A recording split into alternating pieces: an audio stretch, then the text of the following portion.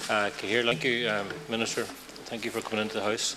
As I said before, you're a regular visitor here, and as someone who passed through this House, I suppose you know the format and the value of having a Minister replying to Senators' queries.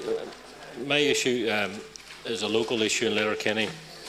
The problem which is immediately affecting 4 estates where the ESB have written out to the Residents Association, told them that they'll be switching off the power to the sewage pumps because obviously the money has not been paid over, and the residents inquired through the council and in their own research that the developer had gone bust, but he's from Northern Ireland, and the receiver seemed to have abandoned the ship altogether. So they're left in a position where they've had to go to the ESB, who've in the last day or two said they would not switch off the power immediately, which was due on the 20th to happen, but they haven't said who's going to pay the bill.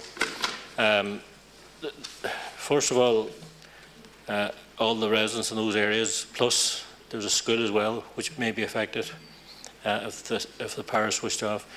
These residents all bought their property in good faith, and they never expected that they would arrive at this situation. And as a member of Letterkenny Town Council and Donegal County Council for many years, I think the Council have a responsibility to the residents, and ultimately the Council is going to have to pick up the tab here because of the lack, I think, of systems in place in the local authority.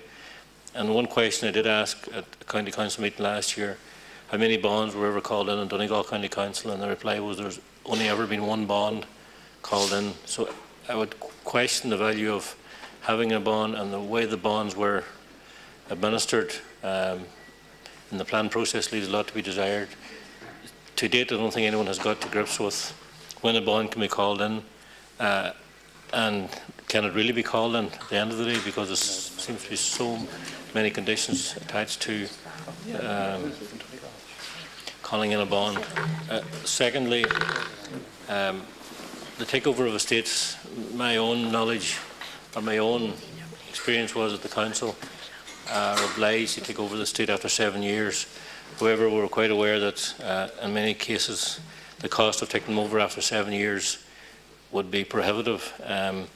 But in the case, Minister, maybe you could clarify, or you may know the story in your own constituency where obviously builders have gone bust and the 7 years is up. And I know on some occasions maybe an estate may be 25, 30 years old and the council still haven't taken it over.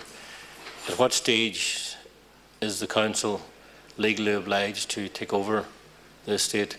And taking this case in Letterkenny where the developer is from outside the jurisdiction and has no means obviously of paying the ESB, who ultimately has to pay this bill? Does it come back on the residents? And some of the houses are owned probably by developers themselves or by investors who would have no real interest in the local area, and possibly the houses are empty as well. So it does not, they won't pay up, and I wouldn't expect any resident having to pay towards the developer's obligation.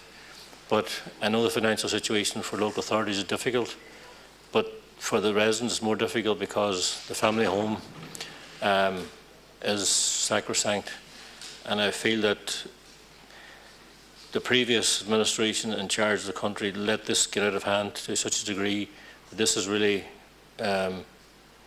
hitting home, and it is I wouldn't say it's a tragedy, it's an injustice to people. And I think that if you talk to your senators, TDs, councillors throughout the country... Seanad or Tom Harte. 4 minutes is up. 4 minutes is up. Okay. Sorry, Minister, thank you again.